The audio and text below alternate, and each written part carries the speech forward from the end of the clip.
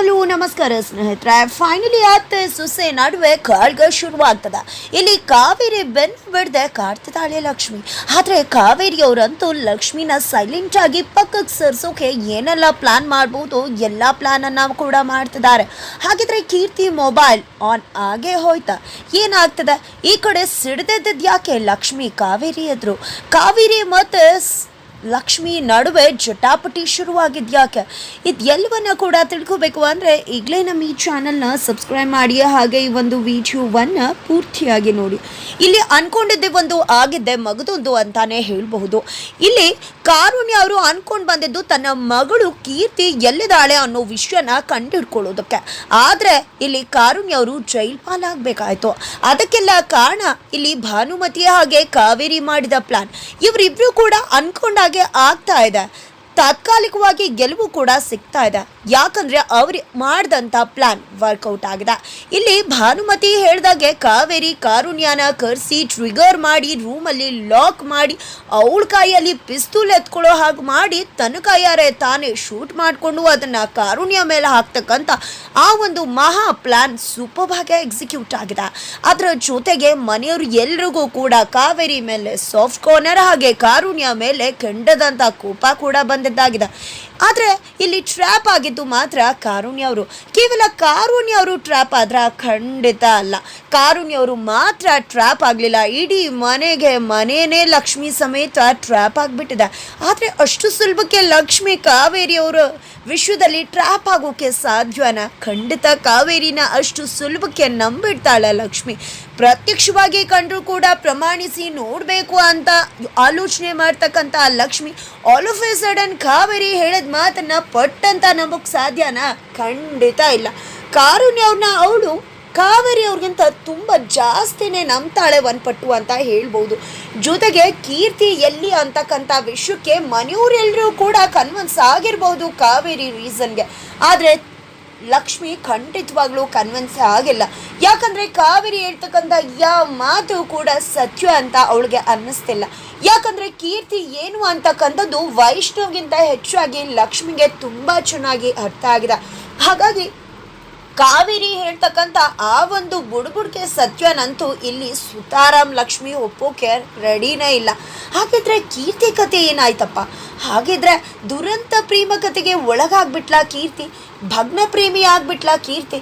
ಪಾಪ ತಪ್ಪಿ ಮಾಡಿದೆ ಯಾರ್ದು ಕಪಿ ಮುಷ್ಟಿಗೆ, ಇನ್ಯಾರ್ದು ಸ್ವಾರ್ಥಕ್ಕೆ ಅವಳ ಪ್ರೀತಿಯ ಜೊತೆ ಅವಳು ಕೂಡ ಬಲಿ ಆಗ್ಬಿಟ್ಲಾ?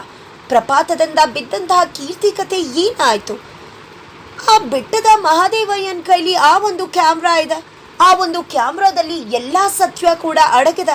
ಅದು ತನ್ನ ಮೂರನೇ ಕಣ್ಣು ಅಂತ ತನ್ನ ಹತ್ರನೇ ಇಟ್ಕೊಂಡ್ಬಿಟ್ಟಿದ್ದಾರೆ. ಅದರ ಒಂದು ಸುಳಿವು ಕೂಡ ಇಲ್ಲಿ ಲಕ್ಷ್ಮಿಗೆ ಇಲ್ಲ.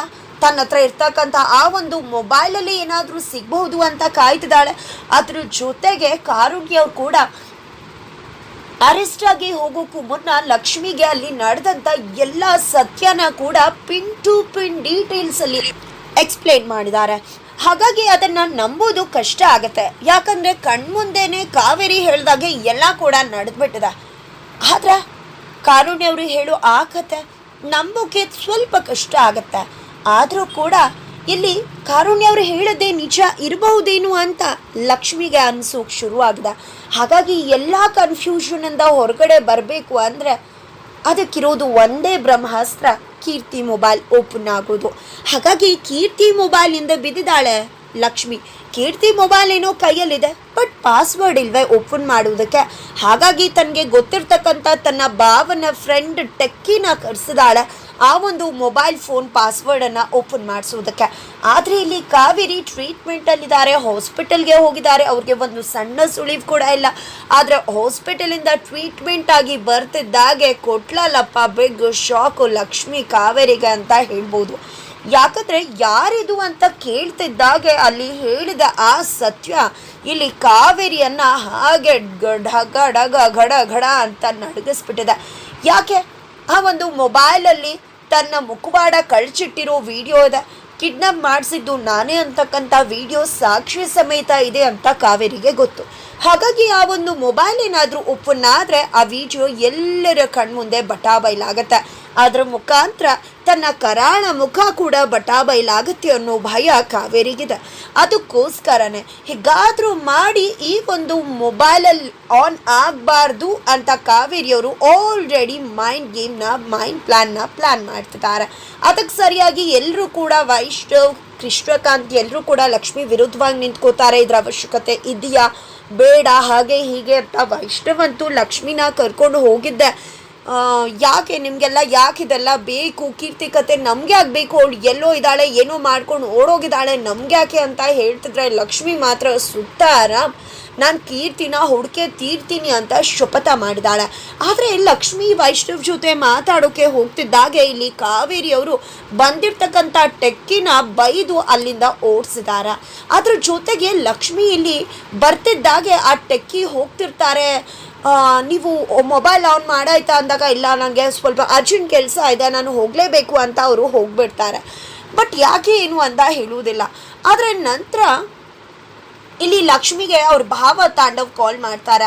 ನೀವೇನು ನಮ್ಮನ್ನ ನೆಮ್ಮದಿಯಾಗೇ ಇರೋಕೆ ಬೇಡಲ್ವಾ, ನಮ್ಮ ಪಾಡಿಗೆ ನಾವಿದ್ದೀವಿ, ಸುಮ್ಮನೆ ಯಾಕೆ ಬಂದು ತಲೆ ತಿಂತೀರಾ, ನನ್ನ ಫ್ರೆಂಡ್ಸ್ಗೂ ಯಾಕೆ ಕಾಟ ಕೊಡ್ತೀರಾ, ಇನ್ನು ನನಗಾಗಲಿ ನನ್ನ ಫ್ರೆಂಡ್ಸ್ಗಾಗಲಿ ಕಾಲ್ ಮಾಡಿ ಕಾಟ ಕೊಡಕೂಡ್ದು ಅಂತ ಲಕ್ಷ್ಮಿಗೆ ಆವಾಜ್ ಹಾಕಿ ಕಾಲ್ ಕಟ್ ಮಾಡ್ತಾರೆ ತಾಂಡವ್. ಇದರಿಂದಾಗಿ ಲಕ್ಷ್ಮಿಗೆ ತಲೆ ಕೆಟ್ಟೋಗುತ್ತೆ.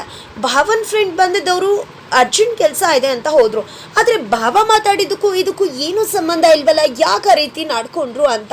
ಆಗ ಗಂಗಕ್ಕ ಹೇಳ್ತಾರೆ ಸತ್ವನ, ನೀವು ವೈಷ್ಣವಣ್ಣ ಜೊತೆ ಮಾತಾಡೋಕೆ ಹೋದಾಗ ಕಾವೇರಿ ಅಮ್ಮನೇ ಟೆಕ್ಕಿನ ಕಳಿಸ್ಬಿಟ್ರು ಅಂತ ನಡೆದಿದ್ದು ಎಲ್ಲವನ್ನ ಕೂಡ ಎಕ್ಸ್ಪ್ಲೇನ್ ಮಾಡ್ತಾರೆ. ಅದನ್ನೆಲ್ಲ ಕೇಳಿದ್ದೆ ಇಲ್ಲಿ ಶಾಕ್ ಆಗ್ತಿದ್ದಾಳೆ ಲಕ್ಷ್ಮಿ. ಬಿಕಾಸ್ ಅವರು ಕೀರ್ತಿ ಮೊಬೈಲ್ನ ಆನ್ ಮಾಡಿಸೋಕೆ ಬಿಡಲಿಲ್ಲ ಅನ್ನೋ ಸತ್ವನ ಗಂಗಕ್ಕ ಹೇಳ್ತಾರೆ. ಜೊತೆಗೆ ಈ ಕಡೆ ಕೂಡ ಕೃಷ್ಣಕಾಂತ್ ಮತ್ತು ಕಾವೇರಿ, ವೈಷ್ಣವ್ ಹಾಗೆ ಸುಪ್ರತ ಎಲ್ಲರೂ ಕೂಡ ಇದ್ದಾರೆ. ಇಲ್ಲಿ ಕೃಷ್ಣಕಾಂತ್ ಅವರು ಕೀರ್ತಿ ವಿಷಯಕ್ಕೆ ತಲೆ ಹಾಕಬೇಡ ಅಂತ ಸ್ವಲ್ಪ ನಿನ್ನ ಹೆಂಡತಿಗೆ ಬುದ್ಧಿ ಹೇಳಪ್ಪ, ಮನೆಯವರು ಮುಖ್ಯ ಅನ್ನೋದನ್ನು ಅರ್ಥ ಮಾಡಿಸು ಲಕ್ಷ್ಮಿಗೆ ಅಂತ ಹೇಳ್ತಿದ್ದಾರೆ. ಈ ಕಡೆ ಕಾವೇರಿ ಅವರು ಕೂಡ ಹೌದು ಪುಟ್ಟ, ಅಲ್ಲಿ ಕೀರ್ತಿನ ನನ್ನ ಮಗಳು ಅಂತ ಅನ್ಕೊಂಡು ಇವತ್ತು ನನಗೆ ಯಾವ ಸ್ಥಿತಿ ಬಂತು ಹೇಳು, ಆ ಲಕ್ಷ್ಮಿ ಕೂಡ ಏನಾಗಿದೆಯೋ ಏನೋ ತಲೆ ಕೆಟ್ಟಾಗ ಆಡ್ತಿದ್ದಾಳೆ, ನನ್ನ ಸ್ಥಿತಿ ಅವಳಿಗೆ ಬರಬಾರ್ದಲ್ವ, ಅವಳಿಗೆ ಸ್ವಲ್ಪ ಅರ್ಥ ಮಾಡಿಸು ಅಂತ ಹೇಳ್ತಿದ್ರೆ ಈ ಕಿಡ್ನಾಪ್ ಆದಾಗಿಂದ ಈ ಲಕ್ಷ್ಮಿ ಈ ಥರ ಆಡ್ತಿದ್ದಾಳೆ ಅಂತ ಹೇಳ್ತಿದ್ದಾರೆ ಈ ಕಡೆ ಕೃಷ್ಣಕಾಂತ್. ಅದಕ್ಕೆ ಇಲ್ಲಿ ಸುಪ್ರೀತಾ ಯಾರಿಗೆ ಗೊತ್ತು ಕೀರ್ತಿ ಏನು ಅನ್ನೋದು ಅವಳಿಗೆ ಅರ್ಥ ಆಗಿರಬಹುದಲ್ವಾ ಅವತ್ತು, ಅದಕ್ಕೋಸ್ಕರನೇ ಅವಳು ಈ ರೀತಿ ಆಡ್ತಿರ್ಬಹುದಲ್ವಾ ಅಂತ ಹೇಳ್ತಿದ್ದಾಗೆ ಈ ಕಡೆ ಕಾವೇರಿ ಅವ್ರಿಗೆ ಶಾಕ್ ಆಗ್ತದೆ. ಅದ್ರ ಜೊತೆಗೆ ಲಕ್ಷ್ಮಿ ಬಿರುಗಾಳಿ ಬಂದು ಕಾವೇರಿ ಮುಂದೆ ನಿಂತ್ಕೋತಾಳೆ. ನೋಡಿದ್ದೆ ಯಾಕೆ ಏನಾಯ್ತು ಲಕ್ಷ್ಮಿ ಅವರೇ ಅಂತ ವೈಷ್ಣವ್ ಕೇಳ್ತಿದ್ರೆ, ಅತ್ತೆ ನೀವು ಕೀರ್ತಿ ಮೊಬೈಲ್ನ ಆನ್ ಮಾಡಿಸ್ಬಾರ್ದು ಅನ್ನೋ ಕಾರಣಕ್ಕೆ ಟೆಕ್ಕಿ ಅವ್ರನ್ನ ವಾಪಸ್ ಕಳಿಸಿದ್ದು ನಿಜಾನ, ಯಾಕೆ ನೀವು ಕೀರ್ತಿ ಮೊಬೈಲ್ ಆನ್ ಮಾಡೋದನ್ನ ತಡೆದ್ರಿ ಅಂತ ಪ್ರಶ್ನೆ ಮಾಡ್ತಿದ್ದಾಳೆ. ಈ ಕಡೆ ಕಾವೇರಿ ಅವರಂತೂ ಗಡ ಅಂತ ನಡ್ಗು ಹೋಗ್ತಿದ್ದಾರೆ. ಎಲ್ರಿಗೂ ಶಾಕ್ ಆಗ್ತದೆ. ಹಾಗಿದ್ರೆ ಇಲ್ಲೂ ಕೂಡ ಕಾವೇರಿ ಖಂಡಿತವಾಗ್ಲೂ ಈಸಿಲಿ ಎಸ್ಕೇಪ್ ಆಗ್ತಾರೆ. ಏನಿದೆ ನೀನು ಯಾಕೆ ಇನ್ನೊಬ್ರಿಗೆ ತಲೆ ಕೆಡಿಸ್ಕೋಬೇಕು, ಹಾಗೆ ಹೀಗೆ ನನ್ನ ಮನೆ ನೆಮ್ಮದಿ ಮುಖ್ಯ ಏನೇನೋ ಹೇಳಿ ಖಂಡಿತ ಕಸವಿಸಿ ಮಾಡಿ ಬಿಸಾಕ್ತಾರೆ. ಬಟ್ ಲಕ್ಷ್ಮಿ ಬೆನ್ನತ್ತಿರೋದನ್ನ ಬಿಡ್ತಾಳ, ಕಾವೇರಿ ಮೇಲೆ ಅನುಮಾನ ದುಪ್ಪಟ್ಟಾಗುವುದಂತೂ ಶತಸಿದ್ಧ. ಹಾಗಿದ್ರೆ ಕಾವೇರಿ ಲಕ್ಷ್ಮಿ ನಡುವೆ ಜಟಾಪಟಿ ಶುರುವಾಗ್ತದೆ, ಕದನ ಶುರುವಾಯಿತು ಅಂತಾನೆ ಹೇಳ್ಬೋದು ಅತ್ತೆ ಸೊಸೆ ನಡುವೆ ಕೀರ್ತಿ ವಿಷಯವಾಗಿ. ಹಾಗಿದ್ರೆ ಕೀರ್ತಿ ಏನಾಯ್ತು, ಎಲ್ಲಿದ್ದಾಳೆ, ಏನಾಗಿದೆ, ಇದಕ್ಕೆಲ್ಲ ಕಾರಣ ಯಾರು ಅನ್ನೋ ಸತ್ಯನ ಲಕ್ಷ್ಮಿ ಕಂಡಿಡಿದೆ ಬಿಡೋದಿಲ್ಲ. ಅದರ ಜಾಡನ್ನ ಹಿಡಿದು ಹೋದ್ರೆ ಹೋಗೋದು ಕಾವೇರಿ ಕಡೆನೆ. ಹಾಗಿದ್ರೆ ಕಾವೇರಿಯ ಬುಡ ಸಮೇತ ಕಿತ್ತು ಹಾಕೋದ್ರಲ್ಲಂತೂ ಖಂಡಿತ ಅನುಮಾನನೇ ಇಲ್ಲ. ಹಾಗಿದ್ರೆ ಹೇಗಾಗತ್ತೆ, ಏನಾಗತ್ತೆ, ಎಲ್ಲವನ್ನ ಕೂಡ ತಿಳ್ಕೋಬೇಕು ಅಂದ್ರೆ ಮುಂದಿನ ವಿಡಿಯೋಗೋಸ್ಕರ ವೇಟ್ ಮಾಡೋದನ್ನ ಮರಿಬೇಡಿ.